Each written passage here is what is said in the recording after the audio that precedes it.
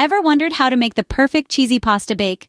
Today, we're going to guide you through a straightforward, step-by-step recipe. It's straightforward, utilizing ingredients likely already gracing your pantry. So, without further ado, let's dive into the recipe.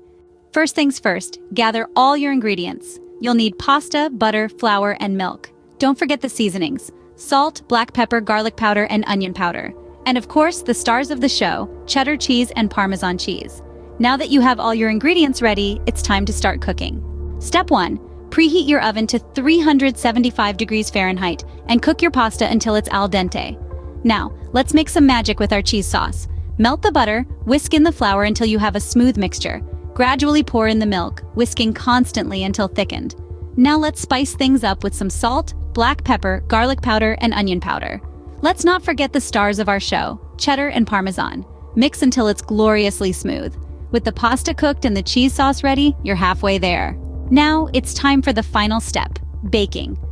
After draining the pasta, we introduce it to the velvety cheese sauce, stirring until each strand and shell is coated in cheesy goodness.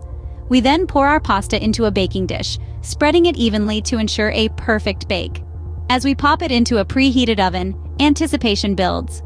After 20 to 25 minutes, the top turns golden brown and the cheese bubbly, a sight to behold. And there you have it, the perfect cheesy pasta bake.